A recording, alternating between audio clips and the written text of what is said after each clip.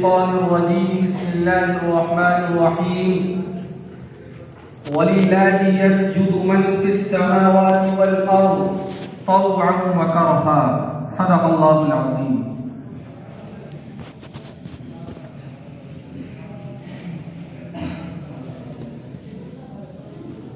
Stage پر رونق افروز حضرات اساتذہ کرام، مہمانان اعظام، رفقائے بزم اور سامعین کرام،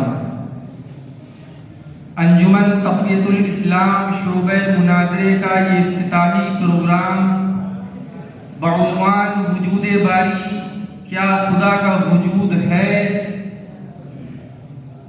دارالعلوم دیوبند کی سالک دارالحدیث تحتانی میں منعقد ہو رہا ہے۔ اس موضوع کی دور حاضر میں اہمیت کے تعلق سے کچھ گفتگو تو حضرت الاستاذ حضرت محتمم صاحب دامت برکاتہ العالیہ نے فرمائی، لیکن مزید وضاحت انشاءاللہ امید ہے کہ حضرات اساتذہ کرام حفظهم اللہ تعالی کی جانب سے ضرور ہوگی۔ موضوع کی اہمیت پر گفتگو نہ کرتے ہوئے اصل موضوع پر گفتگو کرنے کی کوشش کرتے ہیں۔ آج کا یہ موضوع اور یہ مسئلہ وجود باری کا کیا خدا کا وجود ہے، یعنی کیا صانع عالم ہے، کیا خالق کائنات ہے یا نہیں۔ جو طبقہ جو جماعت وجود باری کا انکار کرے گی وہ تخلیق کا بھی انکار کرے گی، اور جو طبقہ اور جو جماعت وجود باری کا اثبات کرے گا وہ اس بات کا بھی اثبات کرے گا کہ تخلیق ثابت ہے، اس دنیا کا کوئی صانع ہے، خالق ہے اور مدبر ہے۔ اس سلسلے میں ہم اہل اسلام کا عقیدہ یہ ہے کہ اس دنیا کے اندر صانع عالم، خالق عالم، مدبر عالم ہے، اور وہ اللہ تعالی اور خدا تعالی کی ذات ہے، جبکہ ملحدین سائنسداں مادہ پرست اور دہریوں کا دعویٰ مادی فلسفوں و نظریات کی بنیاد پر یہ ہے کہ اس کائنات کا وجود ہمیشہ سے ہے اور ہمیشہ رہے گا، اس دنیا کا نہ کبھی خاتمہ ہوا ہے نہ کبھی خاتمہ ہوگا، لہذا اس کائنات کا کوئی خالق نہیں ہے۔ ان کا دوسرا دعویٰ یہ ہے کہ کائنات اور کائنات میں پائی جانے والی ایک ایک چیز فقط اتفاقیات کا نتیجہ ہے، کسی خالق کے ارادے کو کوئی دخل نہیں ہے۔ اسی کا نام مادیت ہے، دہریت ہے اور میٹیریلزم ہے۔ لیکن 19ویں صدی میں پیدا ہونے والے ملحد سائنسداں چارلس ڈارون نے ارتقاء کا جو نظریہ پیش کیا ہے وہ نظریہ متقدمین کے نظریے ارتقاء سے الگ ہے۔ چارلس ڈارون انگلستان کا ملحد ہے جس کا وجود 12 فروری 1809 کے اندر ہوا ہے۔ چارلس ڈارون نے 27 دسمبر 1831 سے مستقل 5 سالوں تک پوری دنیا کا سفر کیا، پوری کائنات کا سفر کیا، یورپ کا دورہ کیا اور مختلف جزیروں میں گھوم کر کائنات میں پائے جانے والے ماحول کا جائزہ لیا، اور 1836 کے اندر انگلینڈ واپس آ کر اپنے سائنسداں دوستوں کے سامنے اپنے نظریے ارتقاء کو بیان کیا۔ اس نے اپنے نظریے ارتقاء کو ورق اعلان بیان نہیں کیا، ورنہ پورا معاشرہ چارلس ڈارون کی مخالفت پر اتر آتا ہے، اس لیے کہ ڈارون کا نظریہ ارتقاء بائبل کے نظریے تخلیق سے ٹکراتا ہے، اس لیے اس نے اپنے نظریے کو ورق اعلان بیان نہیں کیا، چنانچہ اس نے ایک کانفرنس میں اپنے نظریے کو بیان کیا، اس لیے کہ وہاں کے ماحول میں عیسائیت کا غلبہ تھا، عیسائیوں کا غلبہ تھا۔ اس کے بعد اس نے اپنے نظریے کو فروغ دینے کے لیے کتابی دنیا میں قدم رکھا اور اس نے اپنی زندگی میں کل 4 کتابیں لکھی۔ پہلی کتاب 1839 میں ہیگل کے سفر نامے کے نام سے مشہور ہوتی ہے، دوسری کتاب 1859 کے اندر لکھی اصل الانواع کے نام سے، جس کا انگریزی نام دی اوریجن آف اسپیشیز رکھا۔ اس کتاب کے اندر اس نے اپنے نظریے کو پیش کیا اور اس نظریے پر ہونے والے اعتراضات کو بیان کیا۔ 1871 کے اندر اس نے ان اعتراضات کا جواب دینے کے لیے ایک کتاب رکھی، اس کتاب کا انگریزی نام دا ڈیسنٹ آف مین رکھا۔ 1872 میں اپنی زندگی کی چوتھی کتاب لکھتا ہے اور اس میں اس بات کو بیان کرتا ہے کہ انسان اور جانوروں میں پائے جانے والے جذبات کا اظہار اور انسان اور جانوروں میں پائے جانے والے اتحاد اور یکسانیت کو بیان کیا۔ اس طریقے سے اس نے اپنے نظریے ارتقاء کو بیان کیا ہے اور پوری دنیا میں اپنے نظریے ارتقاء کو پیش کر دیا ہے۔ اب یہ بات یہاں پر سمجھنی ہے کہ ارتقاء کہتے کس کو ہے؟ ارتقاء کہتے ہیں کسی چیز کے آہستہ آہستہ ترقی کرنے کو، اور اصطلاح میں کہتے ہیں ایک سادہ شکل سے کسی پیچیدہ شکل میں منتقل ہو جانے کو۔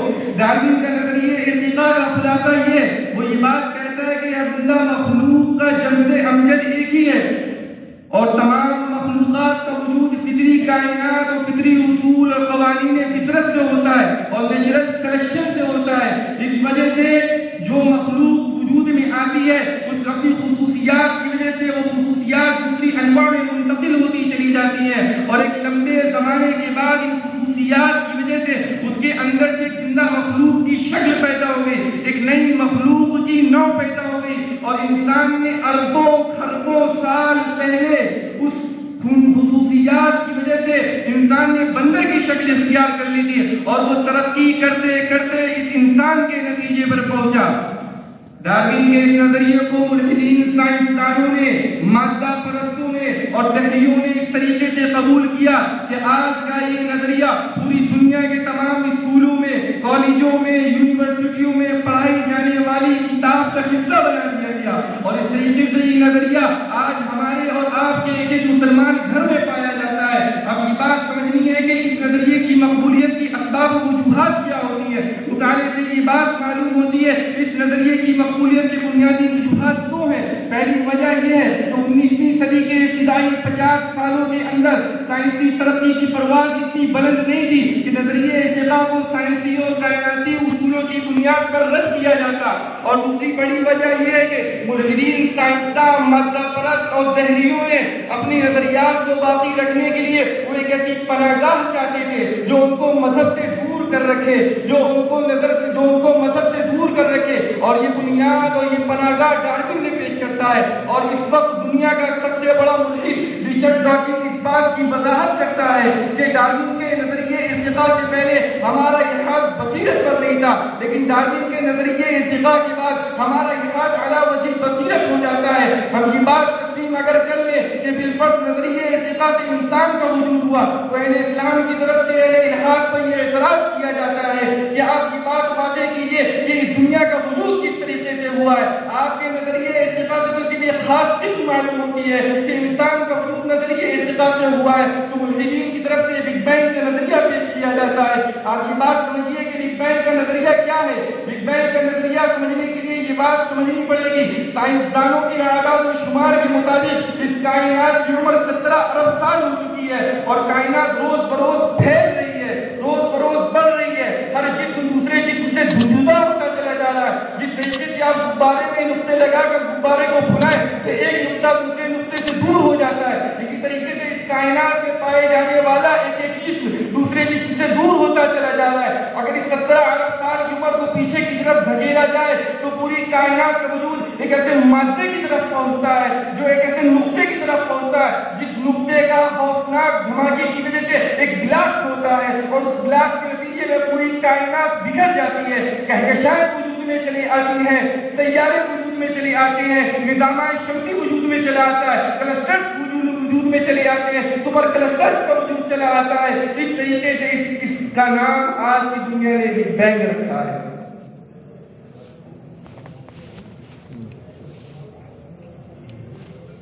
یہاں پر سائنسی تحقیقات بگ بینگ کے نظریے پر رکتی نہیں ہے، بلکہ سائنسدان اس تحقیق کو مزید آگے بڑھاتے چلے جاتے ہیں۔ انہوں نے یہ بات کہی کہ اگر یہ دھماکہ اس کائنات کے اندر ہوا ہے تو اس دھماکے کے ریڈیشنز موجود ہوں گے، اس کے ذرات پائے جائیں گے اور اس کے اثرات ہمارے سامنے موجود ہوں گے۔ چنانچہ 1989 کے اندر امریکی خلائی تحقیق کے ادارے ناسا نے ایک سیٹلائٹ سسٹم اس کی تحقیق کے لیے روانہ کیا، جس نے 8 منٹ میں اس بات کو ثابت کر دیا کہ کائنات میں ایک دھماکہ ہوا ہے جس کے اثرات پائے جاتے ہیں، جس کے ذرات ملتے ہیں، جس کے ریڈیشنز ملتا ہے۔ لیکن اس اہم تحقیق سے بہت سے ایسے سوالات پیدا ہو جاتے ہیں جن کا ملحدین پر جواب دینا فرض ہو جاتا ہے کہ آپ نے یہ بات کہی تھی اس دنیا کی ابتدا نہیں ہے، لیکن بگ بینگ کے نظریے سے آپ کو یہ بات ماننی پڑے گی کہ کائنات کی ایک ابتدا بھی ہے، تو کائنات کی ایک انتہا ہوگی، تو بگ بینگ کے نظریے سے پہلے کیا تھا؟ وہ کون سی ذات تھی، وہ کون سی قوت تھی، وہ کون سی طاقت تھی جس نے بگ بینگ کا دھماکہ کیا؟ وہ کون سا آلہ تھا جس نے اس دھماکے کے بٹن کو دبایا؟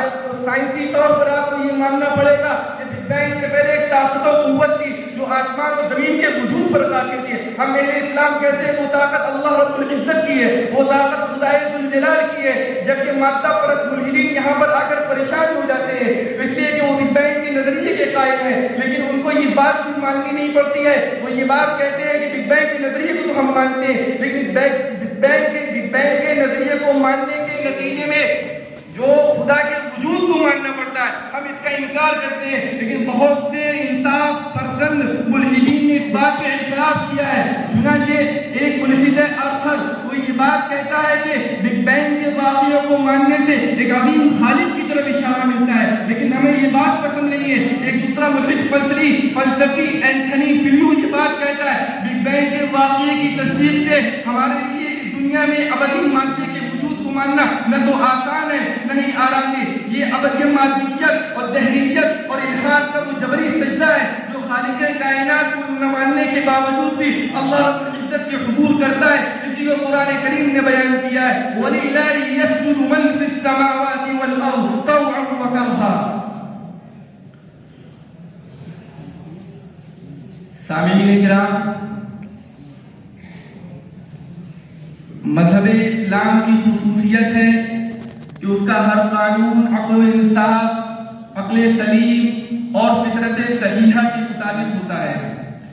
چنانچہ یہی وجہ ہے کہ بڑے سے بڑے سائنسداں، فلاسفر، ڈاکٹر، انجینئر اور ہر قوم کے تعلیم یافتہ افراد جتنا زیادہ سائنسی اور علمی دنیا میں ترقی کر رہے ہیں اتنے ہی زیادہ مذہب اسلام کی صداقت اور حقانیت، اس کے عقائد و معتقدات کا حق پر مبنی ہونا روز روشن کی طرح نمایاں ہوتا چلا جا رہا ہے۔ چنانچہ دنیا کی ابتدا سے لے کر آج تک کسی نے بھی خالق عالم کا، صانع عالم کا، مدبر عالم کا صحیح طریقے پر انکار نہیں کیا ہے، اس لیے کہ انسان اسباب و وسائل سے پریشان ہونے کے بعد کسی ایسی ہستی کی طرف گڑ گڑاتا ہے جو ہستی اس کی مصربانہ دعاؤں کو سنتی اور قبول کرتی ہے۔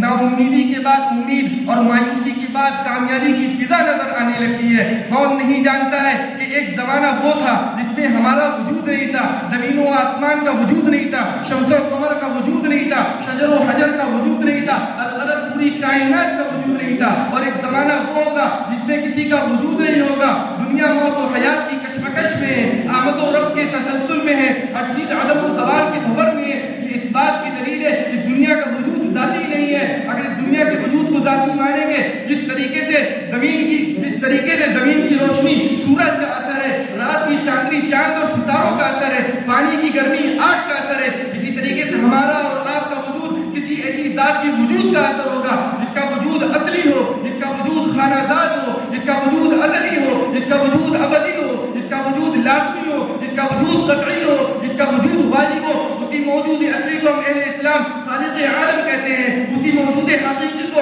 ہم اہل اسلام مدبر عالم کہتے ہیں، اسی ازلی ہستی کو ہم اہل اسلام صانع عالم کہتے ہیں۔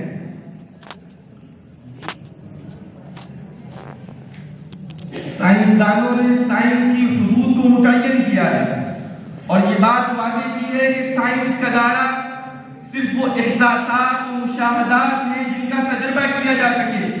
تو ہم سائنسدانوں سے، ملحدین سے یہ سوال کرتے ہیں تم نے کس بنیاد پر ایک ایسی ذات کا انکار کیا کیا، جس کا تجربہ نہیں کیا جا سکتا ہے، جس کا مشاہدہ نہیں کیا جا سکتا ہے. جب تمہارے تجربات اور تمہارے مشاہدات تمہاری لیبورٹری میں جب کوئی چیز آئی جاتی ہے تو اس کے بعد کسی چیز کا کوئی اقرار کیا جاتا ہے یا اس چیز کا انکار کیا جاتا ہے تو تم نے ایک ایسی ہستی کا کیسے انکار کر دیا جس کا وجود ازلی ہے، جس کا وجود ابدی ہے. چنانچہ اس بات کی تصدیق کرتے ہوئے پروفیسر لنڈن نے ایک بات کہی ہے. اس نے یہ بات کہی کہ آپ گھڑی کو دیکھو تو گھڑی میں گھنٹے، منٹ اور سیکنڈ کی سوئیاں نظر آتی ہیں، وہ ایک دوسرے سے گھومتی ہیں، ان کی آپس کی حرکت کس طرح سے قائم ہوتی ہے. ان سوالات کا جواب گھڑی کو کھولے بغیر، مختلف پرزوں کو اچھی طریقے سے ملائے بغیر نہیں دیا جا سکتا. گھڑی کھولنے کے بعد معلوم ہوتا ہے کہ اس گھڑی کی ساخت و بناوٹ اور مشین کا نتیجہ ہے. بالکل یہی حال فطرت کے حوادث و واقعات کا ہے کہ یہ ایک ظاہری مشین ہے، اس کی ایک باطنی مشین ہے. ظاہر میں ہونے والے واقعات باطنی مشین کا نتیجہ ہوتے ہیں. لیکن یہاں پر یہ سوال اہل الحاد سے کیا جائے گا، تم اس بات کو واضح کرو اس مشین کو کس نے بنایا، ان قوانین کا مصنف کون ہے، اس چیز کو وجود بخشنے والا کون ہے. تو اس سے بھی اس بات سمجھ میں آتی ہے کہ اس کائنات کا ایک خالق ہے، اسی خالق کائنات کو اللہ تعالیٰ اور خدا تعالیٰ کہتے ہیں.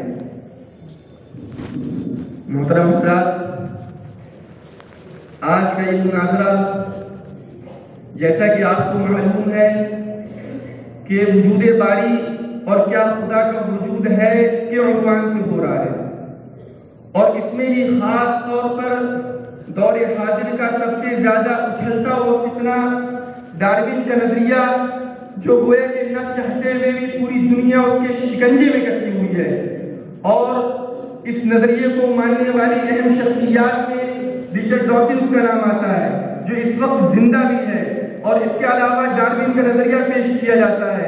اسٹیفن ہاکنگ کا نام آتا ہے، اور اس کے علاوہ بے شمار سائنسداں کا نام آتا ہے جنہوں نے اس ڈارون کے نظریے کو پورے طریقے پر تسلیم کیا ہے. لیکن اس مناظرے کو سمجھنے کے لیے کیونکہ انہوں نے اس نظریے کو سائنسی بنیادوں پر ثابت کیا ہے تو کچھ اصطلاحات کا سمجھ لینا ضروری ہوگا جو مناظرے کے دوران آئیں گی. اگر کوئی اصطلاحات آپ نہیں سمجھیں گے تو پورے مناظرے کو کما حقہ نہیں سمجھ سکتے.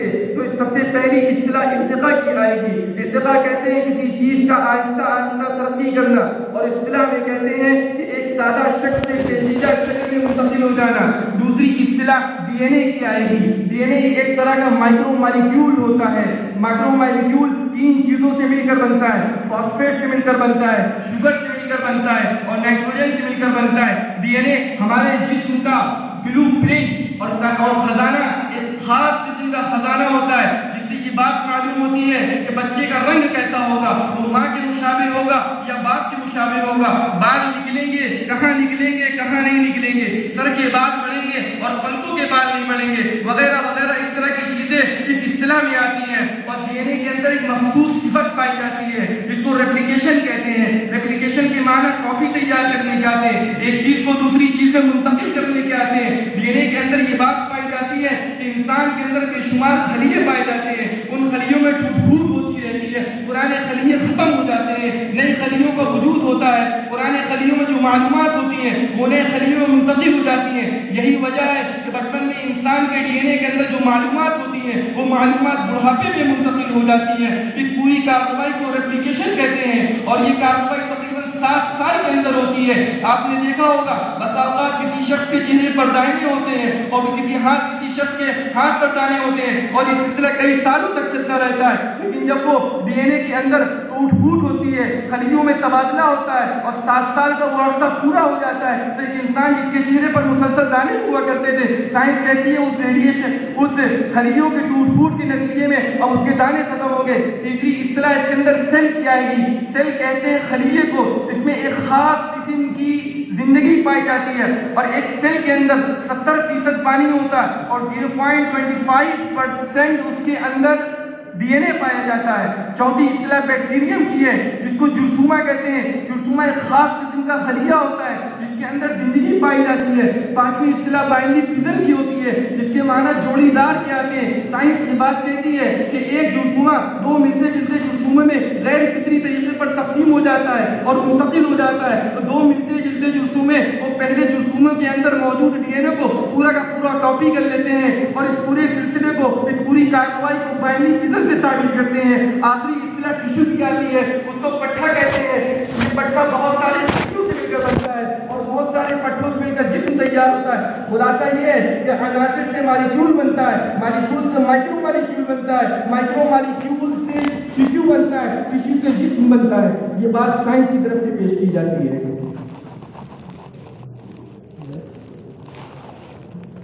تیسری بات کیا کرنی ہے، مناظرہ چونکہ کفر و اسلام کے موضوع پر ہو رہا ہے.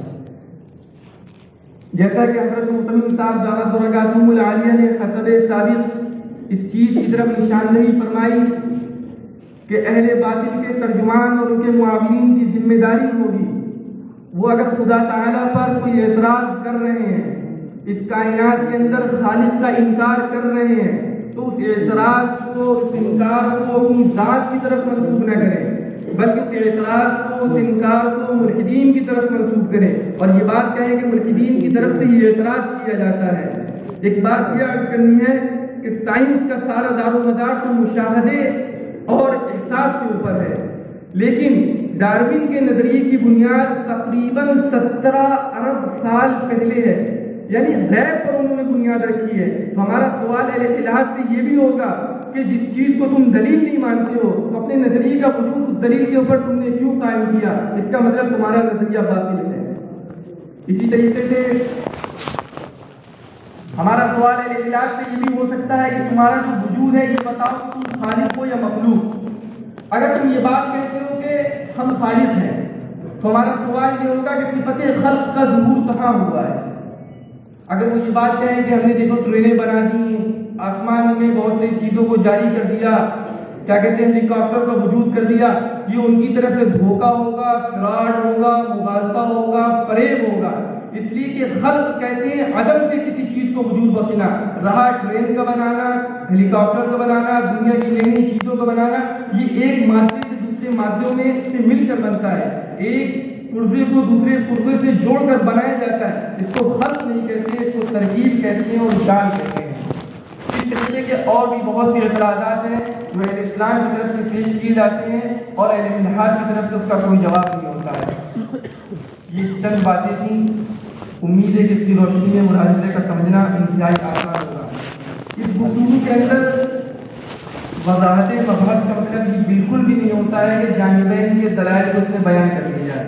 وضاحت مبحث کا مطلب صرف اور صرف اتنا ہوتا ہے کہ ایسی گفتگو آ جائے قانون کے سامنے کہ جس کی روشنی میں یہ سمجھنا آسان ہو جائے کہ اہل اسلام کیا کہیں گے اور اہل الحاد کیا کہیں گے، یہ فریق کیا کہے گا اور وہ فریق کیا کہے گا. امید ہے کہ باتیں سمجھ میں آ گئی ہوں گی اور انشاءاللہ اس کی روشنی میں مناظرے کا سمجھنا آسان ہوگا. آمین وآخر دعوانا